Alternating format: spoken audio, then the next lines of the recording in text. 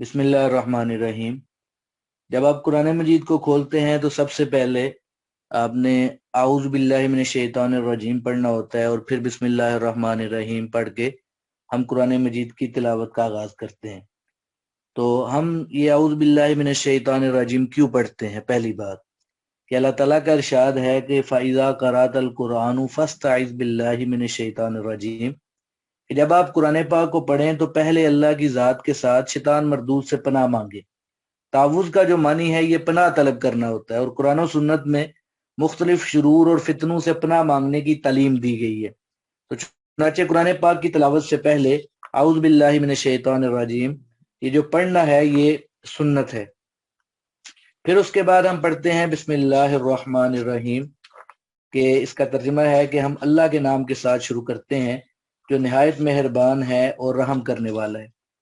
तो कुरान पाक की तिलावत शुरू करने से पहले ये तावुज़ और तस्मिया इसके पढ़ने के बारे में मुफस्सरीन फरमाते हैं कि तावुज़ के अंदर इत्तिसाम बिल्लाह पाया जाता है। जब कोई औज़ बिल्लाह पढ़ता है तो वो गोया अल्लाह ताला के साथ हो, यानी अल्लाह ताला से पनाह तलब करता है और खुदा ताला उसे जो है तमाम फितनों से और ख़ास तौर पर शैतान के फितने से अपनी पनाह में लेता है। तो अब हम बिस्मिल्लाहिर रहमानिर रहीम के बारे में थोड़ा सा देखते हैं।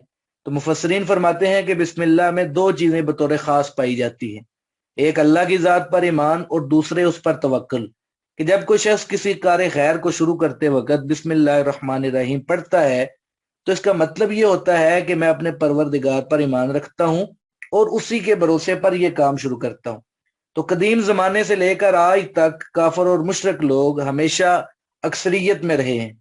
उनके मुकाबले में अल्लाह वहदहू ला शरीक पर ईमान लाने वाले जो हैं वो अकुल्लु मिनल कलील यानी कलील तादाद में थे। तो आज भी दुनिया की जो कुल आबादी है उसका गालिब हिस्सा जो है वो कुफार और मुशरिकीन पर ही मुश्तमिल है। मुशरिक लोग कोई काम शुरू करने से पहले अपने मबूदाने बातिला का नाम लेते हैं। पुराने ज़माने के जो अरब के मुशरिकीन थे वो अपने मबूदान लात मुनात और उज़्ज़ा वगैरह का नाम लेते थे। नूह अलैहिस्सलाम के ज़माने के लोग वद सवा नसर वगैरह का नाम लेकर काम की इब्तदा करते थे। और ईसाई जो हैं वो आज भी बाप बेटा और रूहुल कुदुस का नाम लेते हैं, यानी वो ईसा अलैहिस्सलातु वस्सलाम को खुदा का बेटा कहते हैं।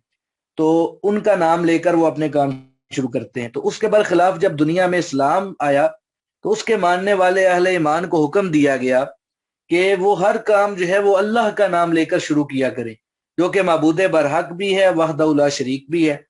तो चुनांचे हजूर सल्लल्लाहु अलैहि वसल्लम पर सबसे पहली आयात जो नाज़िल हुई उनकी इब्तिदा भी इसी हुक्म के साथ हुई कि इक़रा बिस्मि रब्बिकल्लज़ी खलक, कि उस परवरदिगार का नाम लेकर पढ़िए जिसने पैदा किया। तो कुरान पाक में अल्लाह के जो इसम है उसके जिक्र की बार बार तलकीन की गई है। सूरह मुज़म्मिल में अल्लाह ने फरमाया कि वज़कुर इस्मा रब्बिका, कि अपने रब के नाम का जो है वो जिक्र करो। सूरत आला के अंदर है कि वज़कर अस्मा रब्बिही फसल्ला, कि अपने रब का नाम लिया फिर नमाज पढ़ी। इसी तरह सूरत अहज़ाब के अंदर अल्लाह ने फरमाया क्या ईमान वालो उज़्कुरुल्लाह ज़िक्रन कसीरा वसब्बिहुहु बुकरतन व असीला, अल्लाह ताला का खूब जिक्र करो और सुबह शाम उसकी तस्बीह बयान करो। तो बहरहाल अहले ईमान को ये तलकीन की गई है कि वो हर अच्छे काम की इब्तिदा जो है वो बिस्मिल्लाह से करें। इमाम अबू बकर जस्सास रहमतुल्लाह अलैह और दूसरे मुफस्सिरीन फरमाते हैं कि हर अच्छे काम के शुरू में चाहे वो खाना पीना ही हो बिस्मिल्लाह पढ़नी चाहिए, क्योंकि हजूर सल्लल्लाहु अलैहि वसल्लम का फरमान है कि कुल्लु अमरिन ज़िबालिन लम युबदा बिस्मिल्लाह फहुवा अख्ता, कि हर अच्छा जायज और शान वाला काम अगर बिस्मिल्लाह से शुरू नहीं किया जाएगा तो वो काम दुम कटे जानवर की तरह होगा, यानी बेबरकत होगा वो काम। हजूर सल्लल्लाहु अलैहि वसल्लम का ये भी फरमान है कि जिस खुतबे की इब्तिदा में बिस्मिल्लाह ना पढ़ी जाए यानी अल्लाह का नाम ना लिया जाए तो फाहुआ अजजामु, वो जजामी आदमी की तरह होता है जिसकी उंगलियां वगैरह गल चुकी होती हैं। लिहाजा हर जायज काम की जो इब्तिदा है उसमें बतौर ताजीम के अल्लाह ताला का नाम लेना जरूरी है।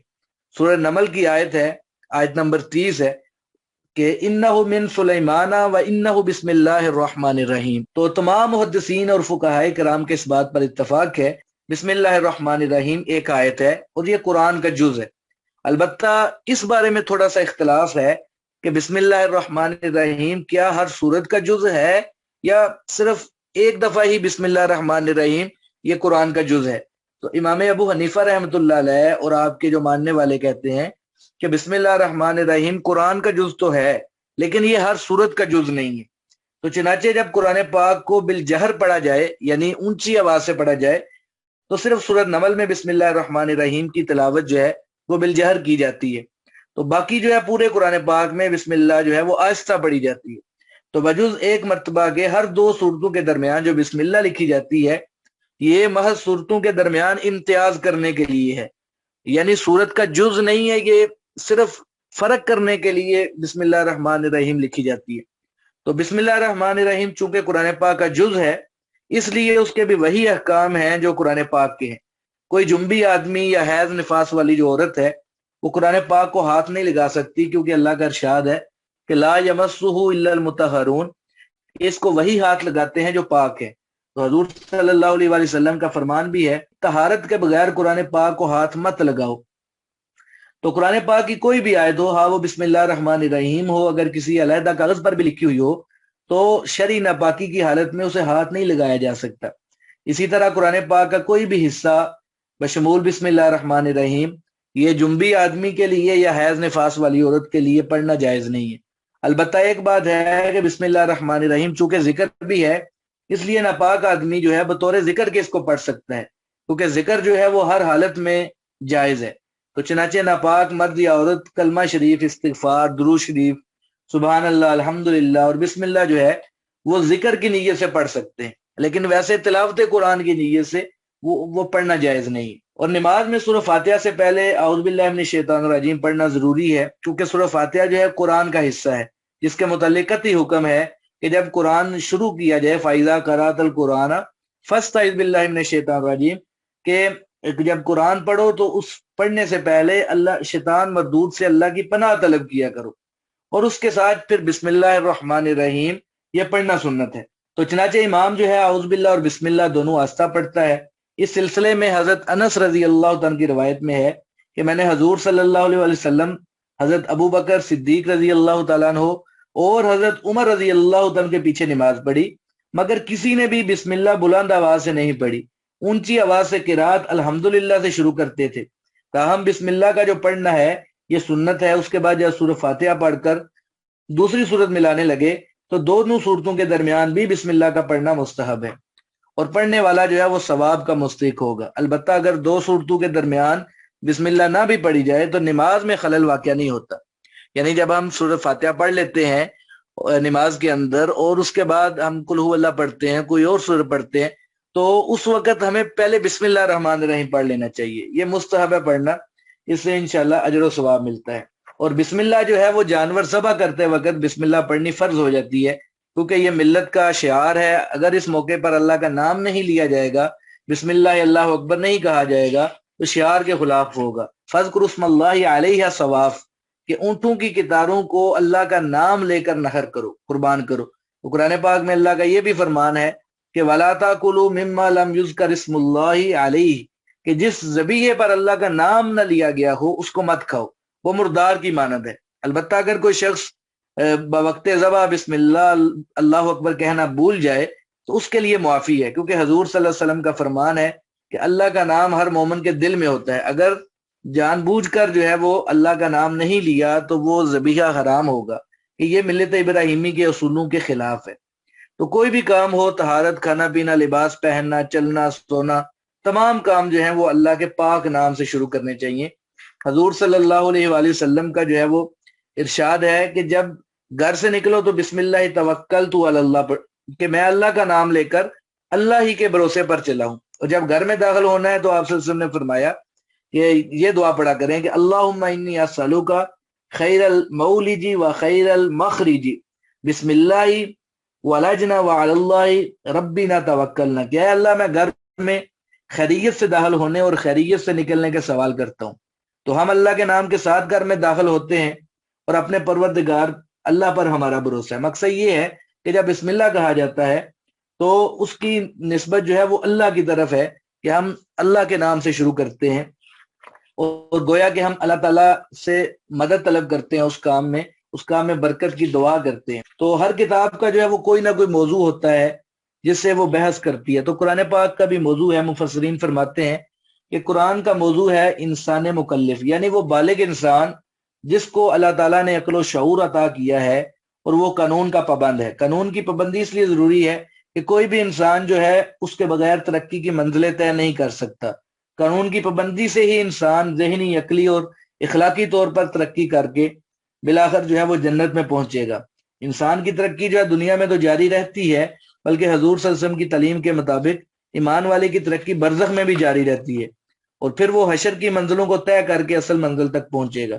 تو قرآن کا جو موضوع ہے وہ انسان ہے۔ قرآن پاک جو ہے وہ کسی خاص فرد سے بحث نہیں کرتا کہ کسی ایک انسان کے بارے میں بحث کرے، بلکہ قرآن پاک مطلق بحث کرتا ہے، یعنی تمام انسانوں کو مخاطب کر کے وہ قرآن پاک جو ہے وہ بحث کرتا ہے۔ تو سب سے پہلے اب ہم سورہ فاتحہ چونکہ شروع کرنے لگے ہیں تو سورہ فاتحہ کے بارے میں ہمیں کچھ جاننا ضروری ہے۔ سورہ فاتحہ کے بہت سے نام ہیں۔ مثال کے طور پہ سورہ فاتحہ کا ایک نام ہے فاتحۃ الکتاب۔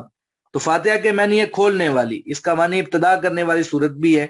تو قرآن پاک کی ابتدا اسی سورت سے ہوتی ہے۔ ہر جو قرآن پاک ہے مطبوعہ، اس کی ابتدا میں یہی سورت آتی ہے، اس لیے اس کو سورہ فاتحہ کہا جاتا ہے۔ تعلیم دیتے وقت بھی سب سے پہلے اسی سورت کی تعلیم دی جاتی ہے۔ جب نماز میں قرآن حکیم کی قراءت شروع کی جاتی ہے تو وہ بھی اسی سورت سے شروع ہوتی ہے۔ تو اس لیے یہ مسئلہ ہے کہ اگر نماز میں سورہ فاتحہ سے پہلے دوسری کوئی سورت پڑھی جائے تو سجدہ سہو لازمی آتا ہے۔ تو اس لیے سورہ فاتحہ کا نام جو ہے یہ فاتحۃ الکتاب ہے۔ دوسرا اس کا نام ہے الحمد ہے، سورۃ الحمد۔ حمد جو ہے وہ تعریف کو کہتے ہیں، اور مراد ایسی صورت ہے کہ جس میں اللہ تعالیٰ کی حمد و ثنا بیان کی جاتی ہے، اس لیے اس کا جو دوسرا نام ہے وہ الحمد ہے۔ اس سورت کا ایک تیسرا نام بھی ہے اور وہ ام القرآن ہے۔ جو ہے وہ اصل کو کہتے ہیں، گویا کہ قرآن پاک کی اصل جو ہے یہی سورت ہے۔ قرآن پاک کی تمام تعلیمات جن کا تعلق اللہ کی ذات سے ہے یا اس کی صفات سے یا عالم بالا سے ہے، وہ سب اس صورت مبارکہ میں مذکور ہیں۔ اس میں قیامت کا ذکر موجود ہے، نبوت اور رسالت کا ذکر ہے، اللہ کی صفات کا بیان ہے، لہذا یہ جو سورت ہے یہ ام القرآن ہے۔ اس سورت کا ایک چوتھا نام سبع مثانی ہے، کہ یعنی یہ 7 دہرائی ہوئی آیتیں ہیں۔ قرآن پاک میں اس کو قرآن عظیم بھی کہا گیا ہے کہ وَلَقَدْ آتَيْنَا سَبْعًا مِنَ الْمَثَانِي وَالْقُرْآنَ الْعَظِيمَ، کہ ہم نے آپ کو سبع مثانی اور قرآن عظیم عطا فرمایا۔ تو اس سورت کا جو آدھا حصہ ہے وہ اللہ کی حمد و ثنا، اور آدھا حصہ اللہ کی عطا اور بخشش، ہدایت، استعانت، نیکی کی توفیق، گمراہی سے بچاؤ اور قہر و غضب سے نجات پر مشتمل ہے۔ مثانی کا معنی جو ہے وہ دہرائی ہوئی ہے، چونکہ یہ صورت ہر نماز کی ہر رکعت میں دہرائی جاتی ہے تو اس لیے بھی اس کو سبع مثانی کہا جاتا ہے۔ ترمذی شریف کے اندر ایک روایت ہے کہ حضرت ابو ہریرہ رضی اللہ عنہ سے روایت ہے کہ اس ذات پاک کی قسم جس کے قبضے میں میری جان ہے کہ باعتبار درجہ، فضیلت، بہتری اور خیریت چاروں آسمانی کتابوں تورات، انجیل، زبور اور قرآن میں اس جیسی کوئی صورت نازل نہیں کی گئی۔ وَإِنَّهَا سَبْعٌ مِّنَ الْمَثَانِي، اور یہ صرف سبع مثانی ہی ہے جو مجھے عطا کی گئی، یعنی سورہ فاتحہ جو ہے اس کی مثال کسی بھی آسمانی کتاب میں نہیں ملتی۔ اس سورت کا ایک پانچواں نام ہے وہ ہے وافیہ، یعنی وافیہ کا مطلب ہوتا ہے پورا کرنے والی۔ تو یہ سورت چونکہ ہر مقصد کو پورا کرتی ہے اس لیے اسے وافیہ کہا جاتا ہے۔ تو مقصود جو ہے اصلاح عقائد ہو یا اعمال ہو یا اخلاق ہو، یہ سورت سب کو پورا کرتی ہے، اس لیے اس کا نام وافیہ بھی ہے۔ اس سورت کا ایک چھٹا نام ہے وہ کافیہ ہے۔ کافیہ کا معنی جو ہے وہ کفایت کرنے والی ہوتا ہے۔ تو انسان کی نجات کے لیے اگر اور کچھ بھی نہ ہو تو یہی سورت جو ہے کفایت کر جائے گی، اس لیے اس کا نام سورت کافیہ بھی رکھا گیا ہے۔ ایک ساتواں نام ہے سورت کا، وہ ہے سورت الاساس۔ اساس کا جو معنی ہے وہ بنیاد ہوتا ہے۔ تو ہر چیز کی بنیاد چونکہ یہی سورت ہے، معاملہ تعلیم کا ہو یا عقیدے کا ہو، ظاہری اصلاح مطلوب ہو یا باطنی اصول ہوں یا فروعات ہوں، تو ہر چیز کی بنیاد یہی سورت ہے، اس لیے اس سورت کو اساس بھی کہا جاتا ہے۔ اس سورت کا ایک 8واں نام شفا ہے۔ اللہ تعالیٰ نے جو ہے باطنی شفا تو پورے قرآن میں رکھی ہے۔ سورہ یونس کے اندر موجود ہے کہ اے لوگو، تمہارے پاس تمہارے پروردگار کی طرف سے آ گئی ہے معزت وشفاء لما فی الصدور، اور دلوں کی بیماریوں کی یہ شفا ہے۔ چنانچہ قرآن پاک کو پڑھنے اور اس پر عمل کرنے سے تمام باطنی بیماریاں، کفر، شرک، نفاق، بد اخلاقی وغیرہ سے نجات ملتی ہے۔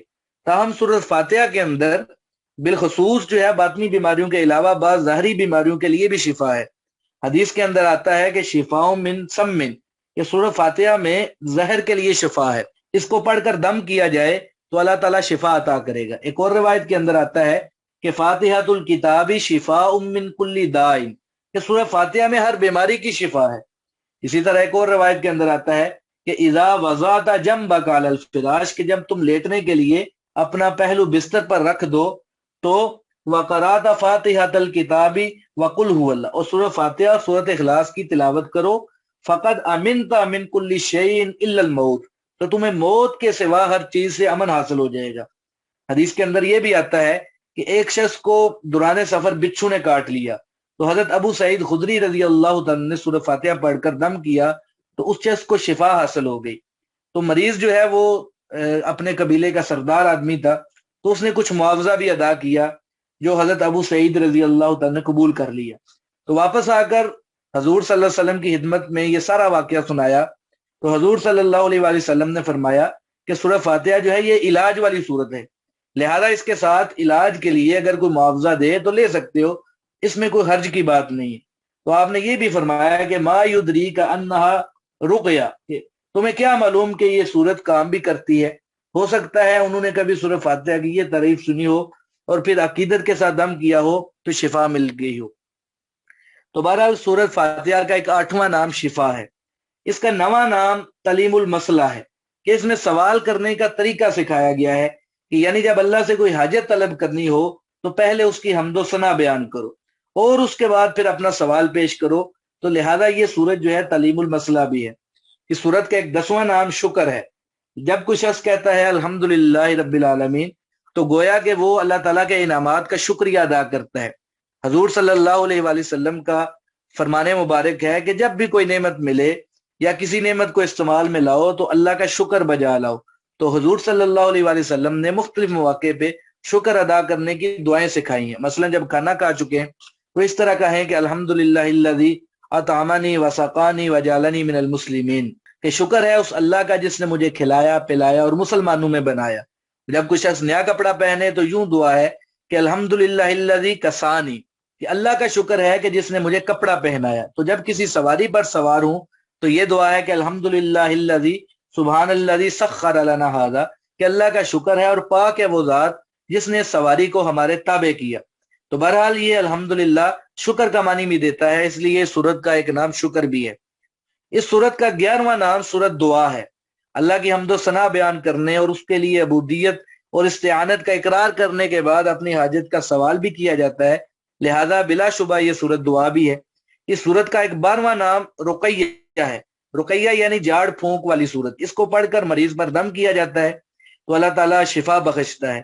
جیسا کہ پہلے بھی وہ بات گزری ہے، حضرت ابو سعید خدری رضی اللہ تعالیٰ نے یہ سورت پڑھ کر دم کیا تو جس کو بچھو نے کاٹا تھا اس کو شفا مل گئی، تو اس لیے سورت کا نام ایک رقیہ بھی ہے۔ اس سورت کا ایک 13واں نام واقعہ ہے، یعنی بچانے والی سورت۔ جو شخص اس پر ایمان لائے گا اور اس کی تلاوت کرے گا وہ دنیا اور آخرت کے شرور اور فتن سے بچا رہے گا۔ اس سورت کا ایک 14واں نام الکنز ہے۔ کنز کا معنی جو ہے خزانہ ہوتا ہے۔ حضور صلی اللہ علیہ وآلہ وسلم کا ارشاد ہے کہ اوتیت من خزائن العرش، کہ مجھے عرش کے خزانوں میں سے عطا کیا گیا ہے۔ تو اس خزانے میں ایک تو یہ سورہ فاتحہ ہے اور دوسری آیت الکرسی ہے، اور تیسری چیز سورہ بقرہ کی آخری آیات ہیں۔ طبرانی کی روایت کے اندر سورہ کوثر کا ذکر بھی آتا ہے۔ اس کے علاوہ لا حول ولا قوت الا باللہ کے متعلق بھی آتا ہے کہ یہ عرش کے خزانوں میں سے ایک خزانہ ہے، تو اس کی بھی تعلیم دی گئی ہے کہ بکثرت پڑھا جائے۔ تو یہ سورت چونکہ اللہ کے خزانوں میں سے ایک خزانہ ہے تو اس لیے اس کا نام الکنز بھی ہے۔ اس سورت کا ایک 15واں نام سورت الصلاح ہے۔